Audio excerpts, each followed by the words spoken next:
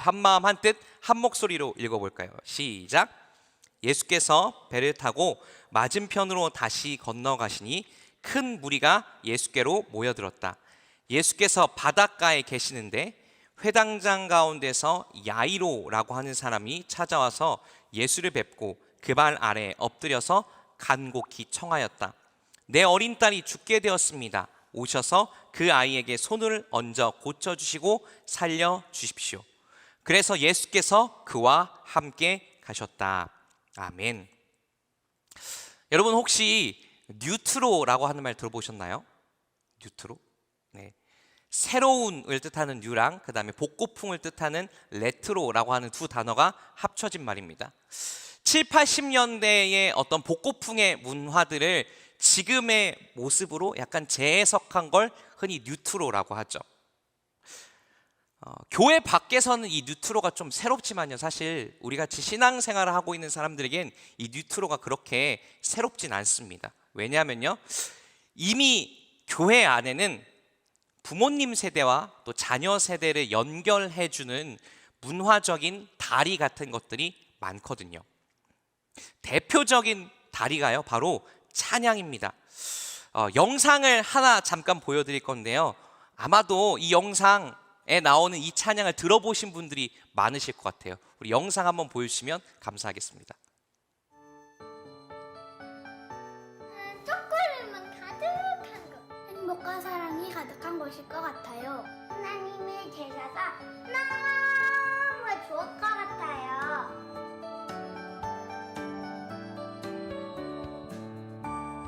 돈으로도 못 가요, 하나님 나라. 힘으로도 못 가요, 하나님 나라. 큰일 났다. 네. 네, 소리 켜주시면 감사하겠어요.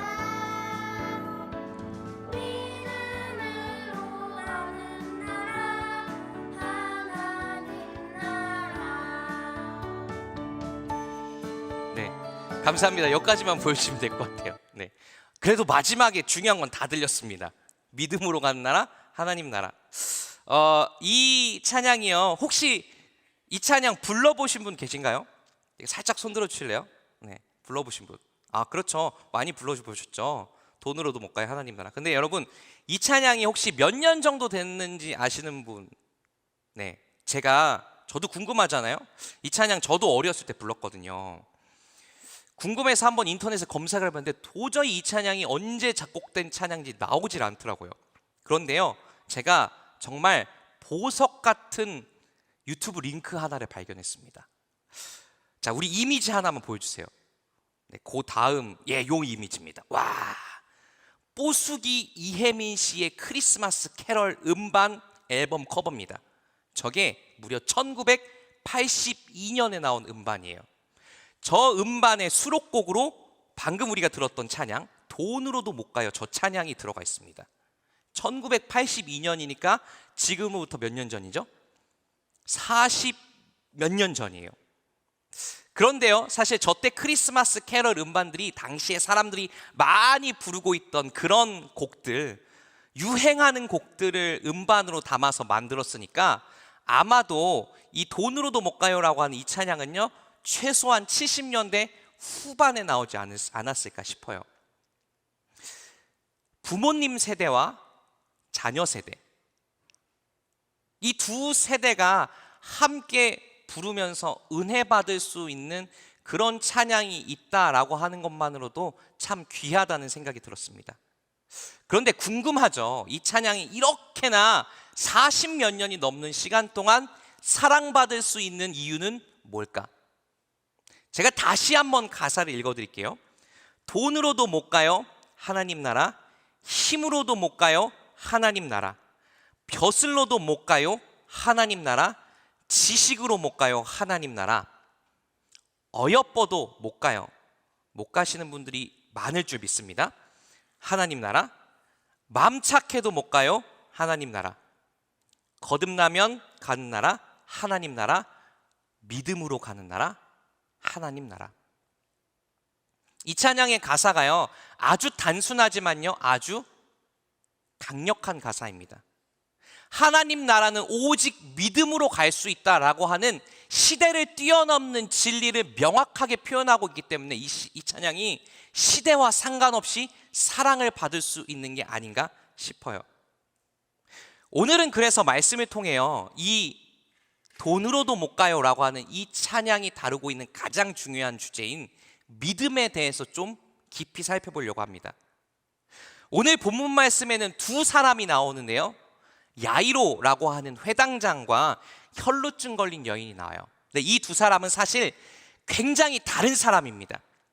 사회적인 배경도 다르고요, 그리고 성별도 다르고, 어떤 경제적인 지위나, 사실 이 두 사람이 같이 한 공간에 있다는 것 자체가 굉장히 이상하리만큼 다른 사람들인데, 성경은 이 두 다른 사람의 이야기를 통해 믿음이라고 하는 것에 다양한 얼굴들, 다양한 모습들을 보여주고 있습니다. 우리 먼저 본문에 먼저 나오진 않지만 뒤쪽에 나오긴 하지만 혈루증에 걸렸던 그 여인의 이야기부터 좀 알아볼게요. 우리 마가복음 5장 25절 26절의 이야기를 읽어보겠습니다. 함께 읽어보겠습니다. 시작. 그런데 12해 동안 혈루증을 앓아온 여자가 있었다. 여러 의사에게 보이면서 고생도 많이 하고 재산도 다 없앴으나 아무 효력이 없었고 상태는 더 악화되었다. 아멘. 자, 일단 첫 번째 본문 속에 나오는 이 인물, 혈루증을 앓았던 여인입니다. 혈루증이라고 하는 병은요, 정확하게 무슨 병인지는 알 수 없습니다. 다만 우리가 알 수 있는 건 몸에서 피가 나오는, 지금 과학기술로는 추측해보건데 산부인과 질환이었다라고 하는 거예요. 여러분, 그런데 이 여인이 12년 동안 이 병을 앓았어요. 근데 혹시 여러분 최근에 수술 언제 받으셨는지 기억나시나요? 10년 전에 받았던 수술, 5년 전에 받았던 수술, 어느 병원에서 받으셨는지 기억하시나요? 네, 기억하실 수도 있겠지만 여러분, 이 여인 같은 경우는 지금으로부터 2000년 전 사람입니다. 의료 기록이라고 하는 게 전혀 없는 시대예요. 그래서 아마도 이 여인이 실제로 12년 동안 혈루증을 앓았을지는 정확하지 않아요. 다만 알 수 있는 건 12라고 하는 이 숫자가 이스라엘 사람들에게는 상징적인 숫자인데, 무슨 숫자냐면요, 이걸 만수라고 이야기합니다. 만수르가 아니고요, 만수입니다. 풀 넘버라고 해요. 이스라엘 사람들에겐 상상할 수 있는 가장 큰 숫자 중에 하나가 12예요. 그러니까 이 여인이 12해 12년 동안 혈루증을 앓았다는 건요, 앓을 만큼 앓았다는 거죠. 아플 만큼 아팠고요, 사실상 이 여인에게 이 혈루증이란 병이 뭐다? 불치병의 가능성이 높다라고 하는 걸 알 수 있어요. 그런데요, 이 여인은 그렇게 12년 동안 병을 앓을 결과, 여러분, 병 앞에서는 장사도 없고 부자도 없다는 말이 있습니다. 재산도 다 날렸어요. 의사들이 여기저기 찾아다니면서 돈을 지불해가면서 병을 치료했는데 오히려 병의 상태는 더 악화됐습니다. 여러분, 그런데 이 두 가지보다, 병 때문에, 질병 때문에 건강을 잃은 것, 재산을 잃은 것보다 이 여인을 더 힘들게 하는 게 있었습니다. 바로 뭐냐면요, 병으로 인해 모든 사회적인 관계들이 단절됐다라고 하는 거였어요. 혈루증에 걸리면요, 몸에서 피가 나오잖아요. 그런데 성경은, 율법은 몸에서 피가 나오면 남자든 여자든 상관없이 부정하다라고 이야기합니다. 부정하다는 건 깨끗하지 못하다는 거고요, 하나님 앞에 나와 예배드릴 수 없다는 걸 의미해요. 그런데 이스라엘 사람들은 굉장히 종교적인 사람들이었습니다. 그들의 삶에 예배라고 하는 건 굉장히 중요했어요. 그래서 부정한 사람들은, 예를 들면 가족 중에 몸에서 피가 난 사람 있잖아요. 그럼 그 사람을 따로 이 집 안에 있는 공간 안에 격리합니다. 근데 그 사람의 부정함이 없어지지 않으면요, 마을 안에 있는 또 다른 공간에 격리하고요, 그런데도 그 사람의 부정함이 없어지지 않으면 특단의 조치를 취합니다. 성벽 바깥에 나가 살게 해요. 성벽 바깥에 나가 산다는 건 뭐냐면요, 이 사람이 더 이상 마을 공동체의 일원이 아니라는 거예요.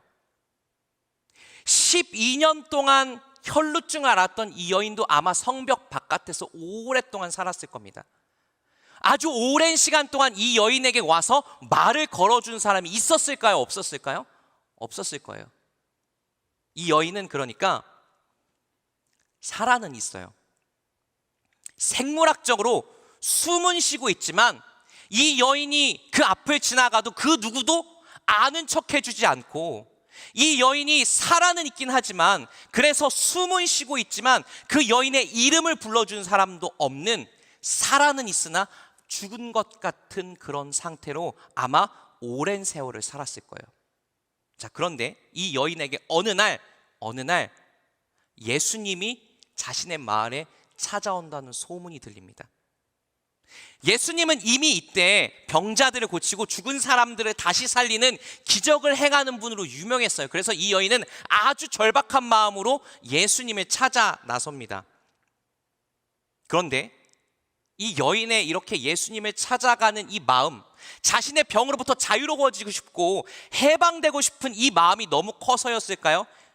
이 여인의 예수님을 향한 기대, 예수님을 향한 믿음은요, 조금 그래요. 약간 T의 시선, 약간 객관적으로 이성적으로 봤을 때는 조금 과하다 싶게 느껴지기도 합니다.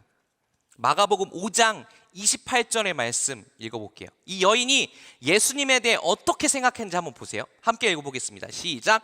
그 여자는 내가 그의 옷에 손을 대기만 하여도 나을 터인데 하고 생각하고 있었던 것이다. 이 여인이 지금 어떻게 생각할때요, 예수님이 지나가면 그 예수님 옷에 손만 대도 나는 나을 수 있어 라고 생각했대요. 여러분, 그런데 이게 대단한 믿음인 것 같긴 하지만 한번 예수님 입장에서 생각해 보자고요.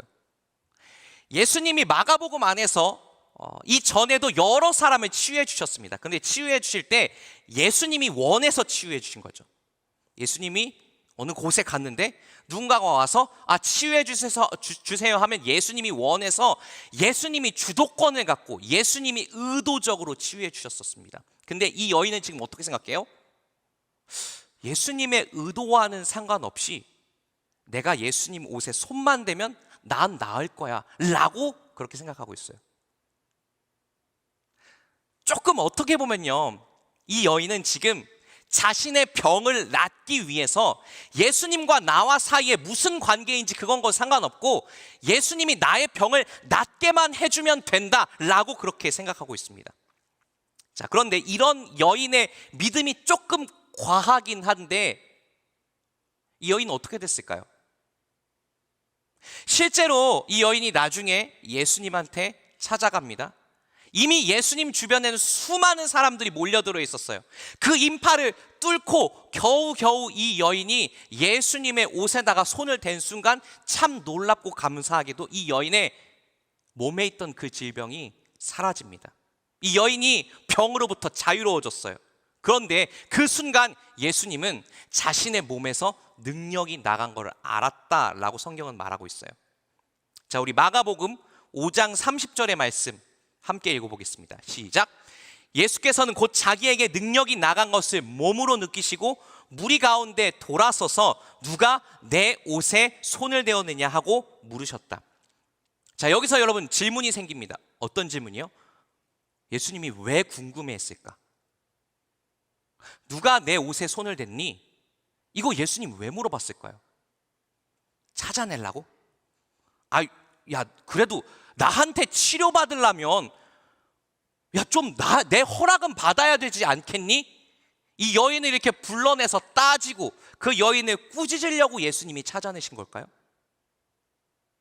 예수님이 자신의 옷에 손을 댔던 그 사람을 찾으셨던 이유가요, 그 뒤에 마가복음 5장 34절 말씀에 들어가 있습니다. 자, 5장 34절 말씀 함께 한마음 한뜻 한 목소리로 읽어볼게요. 시작. 그러자 예수께서 그 여자에게 말씀하셨다. 딸아, 내 믿음이 너를 구원하였다. 안심하고 가거라. 그리고 이 병에서 벗어나서 건강하여라. 예수님이 자신의 옷에 손을 댔던 그 사람을 찾았던 이유가 바로 이 말에 있습니다. 아니요, 예수님은 이 말을 하려고 그 여인을 찾으셨던 거예요. 이 말 한마디를 하려고 자신의 옷에 손을 댔던 그 사람을 찾으셨던 겁니다. 예수님 뭐라고 하시나요? 따라, 내 믿음이 너를 구원하였다. 처음 본 이 여인에게 따라라고 하시는 이 예수님의 말씀은 사실 당시의 관습이나 문화로 봤을 땐 조금 새롭습니다. 왜냐하면요, 예수님과 이 여인은 서로 일면식이 없는 사이입니다. 처음 만나는 사이예요. 그런데 처음 만나는 사이의 여성에게 이스라엘 남자들은 대개 존칭으로 여자여, 여인이여 라고 하는 게 일상적입니다. 그런데 예수님은 여인이여 라고 말하지 않고 따라 라고 말씀하셨어요. 왜 하필 딸일까요? 왜 하필 예수님이 처음 보는 이 여인을 딸이라고 부르셨던 걸까요? 예수님은 이 여인에게 한 가지 아주 중요한 사실을 알려주고 싶으셨던 겁니다. 딸아, 너는 나에게 병 고침을 받기 원해서 왔지만, 너는 나에게 바랬던 게 너의 병으로부터 자유로워지는 거, 그거 하나를 바랬지만 나는 너에게 바란 게 딱 하나 있단다. 그건 바로 뭐냐면 너와 내가 아버지와 딸과 같은 그런 관계 속에서 우리가 살아간다는 거, 살아가고 싶다는 건 난 그걸 너한테 바래. 너에게 바라는 건 딱 하나야. 너와 내가 아버지와 딸과 같은 관계를 맺는 거. 여러분, 예수님께서는 지금도 우리에게 찾아오셔서 똑같이 말씀하십니다. 우리는 종종 살면서요, 예수님한테 절박한 삶의 문제를 아뢰죠. 예수님, 저 이거 필요해요. 이거 들어주세요. 이것 좀 해결해 주세요. 저 지금 당장 취직이 돼야 되고요. 경제적인 게 힘들고요. 저 당장 뭐가 필요하고요. 이렇게 얘기해요. 그런데 예수님은 때때로 우리의 그런 요구들이, 예수님을 향한 기도들이 과하고 조금은 그래요, 객관적으로 봤을 땐 너무한 것 같이 보여도 예수님은 그런 기도에 응답하십니다. 그런 기도를 들어주세요. 그런 기도에 예수님께서 생각하실 수 있는 가장 선한 방법으로 응답해 주세요. 왜요? 우리랑 관계를 맺고 싶으시니까요. 내 아들아, 딸아, 너는 나에게 이걸 바라지만 내가 너에게 바라는 건, 내가 너에게 이 선물을 줌으로써 네가 깨닫길 바라는 건 너와 내가 아버지와 자녀와 같은 관계 속에 있다는 거야. 이 혈루증 걸린 여인의 이야기가 우리에게 지금 말하고 있는 것은 뭔가요? 바로 믿음이라고 하는 건 예수님과의 인격적인 관계라고 하는 것입니다. 믿음은 예수님과 지금 내가 옆에 있는 사람과 대화를 하듯이 옆에 있는 사람과 내 마음을 열고 그렇게 함께 살아가듯이 예수님과 함께 친밀한 관계를 맺고 살아가는 것, 그것이 믿음이라고 오늘 혈루증 걸린 여인의 이야기는 우리에게 그렇게 말하고 있습니다. 자, 그런데요 여러분, 오늘 본문 말씀에는 또 다른 사람이 등장합니다. 혈루증 걸린 여인은 어땠어요? 예수님께 나아가서 간절히 구했더니 자신이 뜻했던 거, 자신이 해방되길 바라던 그 질병으로부터 해방됐습니다. 그런데 우리 인생에는요, 이렇게 늘 뜻대로 되지 않을 때가 있어요, 없어요? 있어요. 예수님한테 기도했는데, 예수님 이것 좀 어떻게 좀 해주세요 라고 이렇게 간절히 기도했는데 예수님께서 때때로는 묵묵부답으로 침묵으로 응답하실 때가 있습니다. 오늘 본문 말씀에는요, 그런 사람이 나와요. 바로 회당장 야이로입니다. 일단 회당장 야이로가 회당장이라고 하는 직책을 갖고 있었는데 이게 어떤 거였는지 조금 살펴봐야 됩니다. 회당이라고 하는 곳은요, 이스라엘 사람들에게 굉장히 중요한 곳이었어요. 예를 들면 마을 공동체의 공동의 문제를 이렇게 결정하는 의회가 회당이었고요, 또 마을에서 좀 나쁜 짓을 한 사람들을 재판하는 재판소가 회당이었습니다. 그리고 회당의 가장 중요한 기능은 뭐였냐면요, 함께 예배드리는 곳이었어요. 아시다시피 이스라엘 사람들이 바벨론의 포로로 끌려갔었잖아요. 그 포로로 끌려가 있는 동안 이스라엘 사람들에게 하나님의 은혜를 기억할 수 있는 방법은 딱 하나였습니다. 함께 회당에 모여서 하나님의 말씀이 써져 있는 두루마리를 쭉쭉 읽는 거였어요. 그 전통이 여러분 500년 동안 이어져 왔습니다. 그렇기 때문에 회당이라고 하는 곳은요, 사실 이스라엘 사람들에게는 하나님을 가장 가깝게 일상 속에서 만날 수 있는 장소 중에 하나였어요. 그런데 그런 회당을 관리하는 회당장은요, 그래서 그 마을에서 가장 인망 있고, 가장 덕이 있는, 가장 성품도 좋고, 가장 지혜롭고 현명한 사람이 회당장이었습니다. 자, 그런데 여러분, 여기서 문제가 있어요. 이런 회당을 관리하는 사람들은요, 대개 바리새인들이었거든요. 왜냐하면 바리새인들이 종교적인 열심도 크고 성경을 많이 하니까. 그런데 아시다시피 여러분, 바리새인이랑 예수님 사이 관계가 좋았나요, 나빴나요? 나빴죠. 회당장인 야이로라고 하는 이 사람한테요, 예수님한테 찾아간다는 건 그래서 굉장히 위험한 일이었습니다.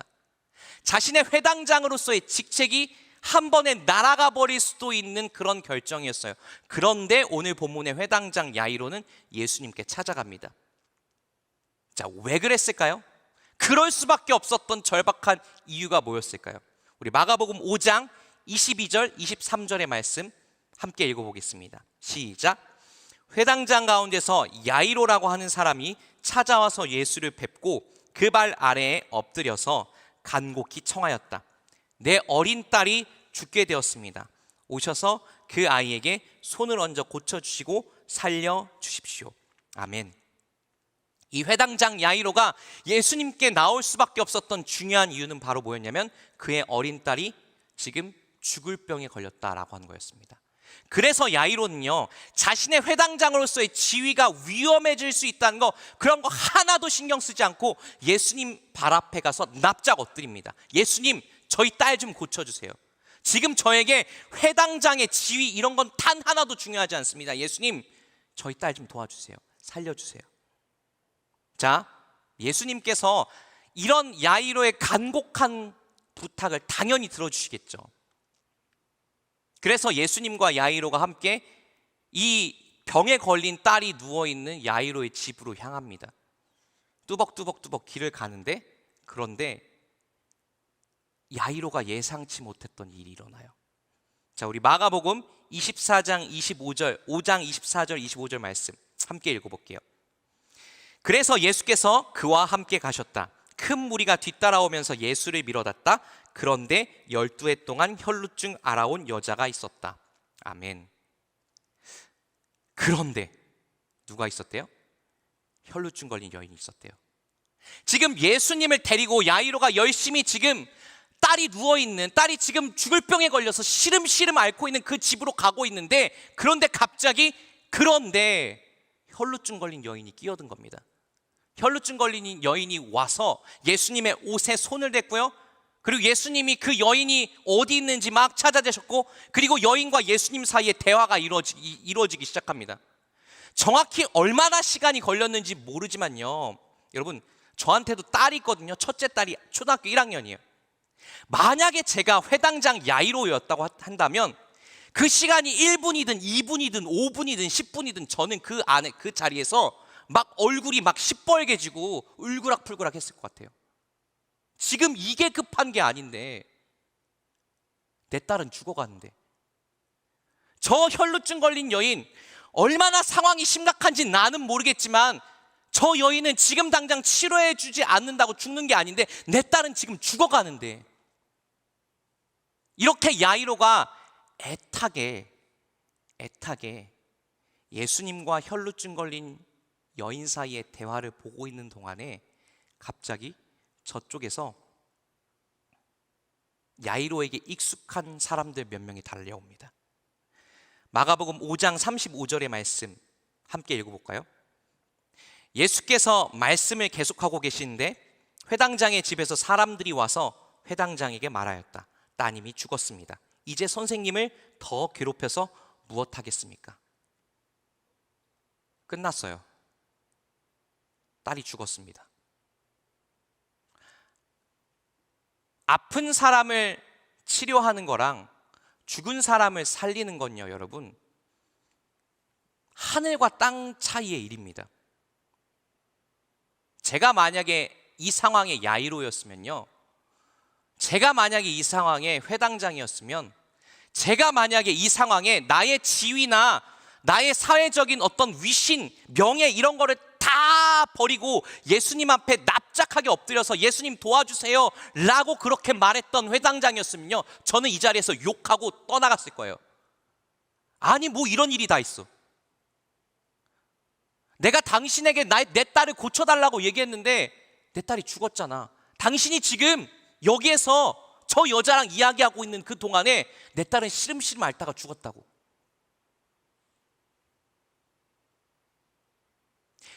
이런 야이로의 답답한 마음을 예수님께서 아셨는지 예수님이 이렇게 이야기하십니다. 마가복음 5장 36절의 말씀이에요. 예수께서 이 말을 곁에서 들으시고서 회당장에게 말씀하셨다. 두려워하지 말고 믿기만 하여라. 저는 이 상황에서 예수님의 이 말을 믿었던 야이로가 너무 대단한 것 같아요. 야이로는요, 화내고 울분을 터뜨리고 분노하고 예수님 곁을 떠나간 대신 믿기만 해라 라고 하는 이 예수님의 말씀에 순종해서요, 예수님을 끝까지 모시고 집으로 도착합니다.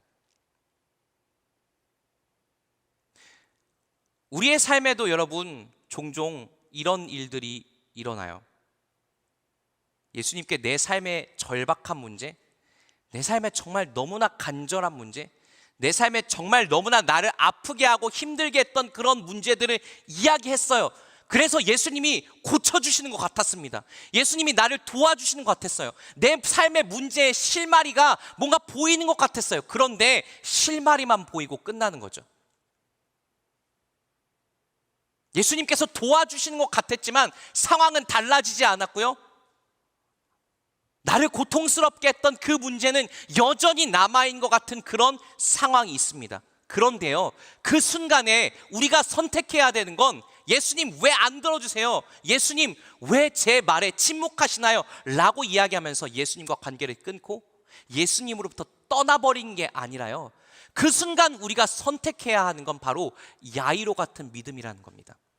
야이로 같이 그럼에도 불구하고 내 뜻과 내가 생각한 대로 이 상황이 풀리지 않았음에도 불구하고, 그럼에도 불구하고 끝까지 예수님을 신뢰하는 그 믿음,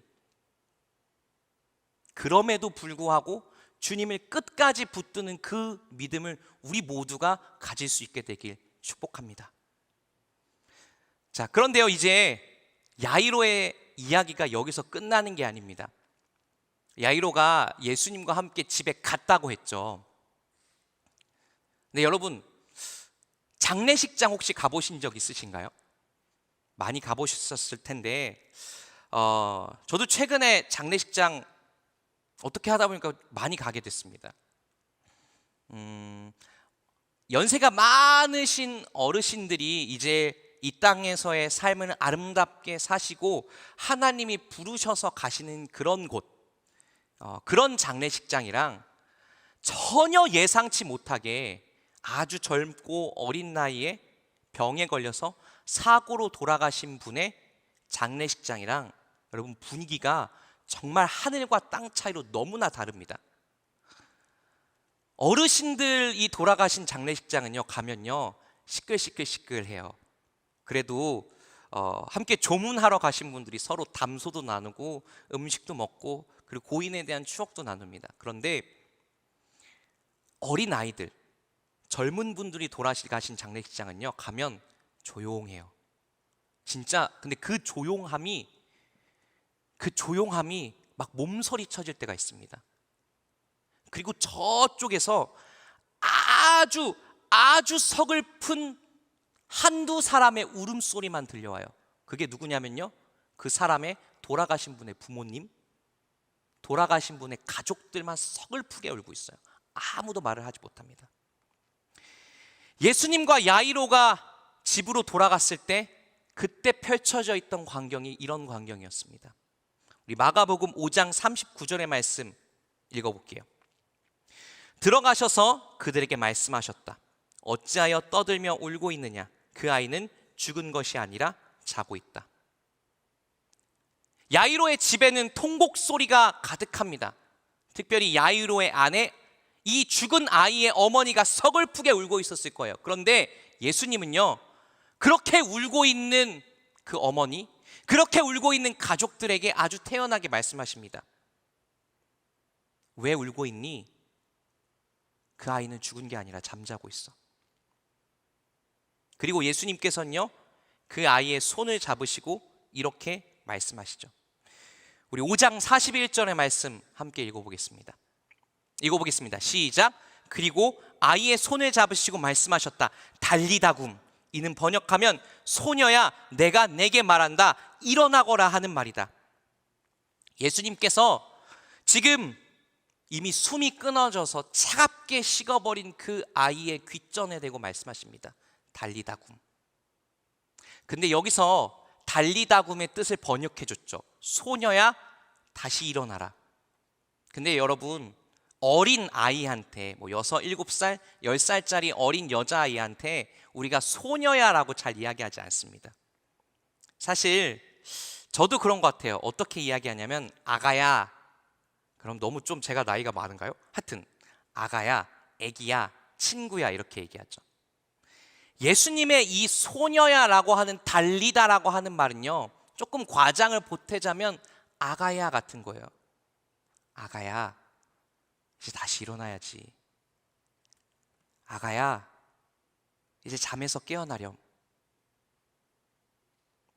그런데 예수님께서 이렇게 이야기하시자 차갑게 식어있던 그 아이의 뺨에 피티가 돌기 시작하고요, 가만히 멈춰있던 이 아이의 가슴이 팔딱팔딱 움직이면서 숨이 들락늘락한 것이 보입니다.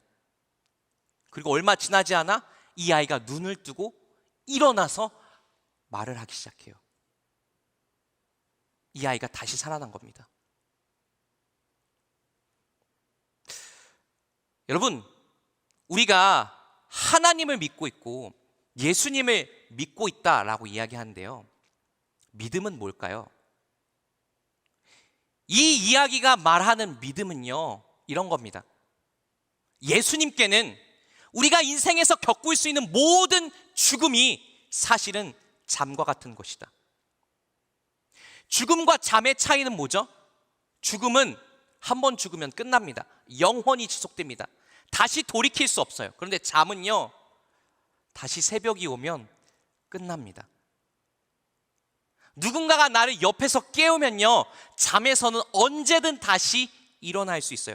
다시 시작할 수 있는 것, 다시 뭔가 희망차게 하루를 시작할 수 있는 게 바로 잠이에요. 그래서 여러분, 예수님께 우리 인생의 죽음이 아니라 잠이라고 하는 건요, 바로 우리가 겪고 있는 인생의 모든 죽음과도 같은 그런 순간들, 인생의 깊은 절망들, 나를 지긋지긋하게 그렇게 올감했던 내 삶의 고통들, 끝나지 않을 것 같은 내 삶의 아픔들이 예수님과 함께라면 아들아 일어나야지, 딸아 일어나야지, 그렇게 말씀하시는 예수님과 함께라면 언젠가 끝난다는 거예요.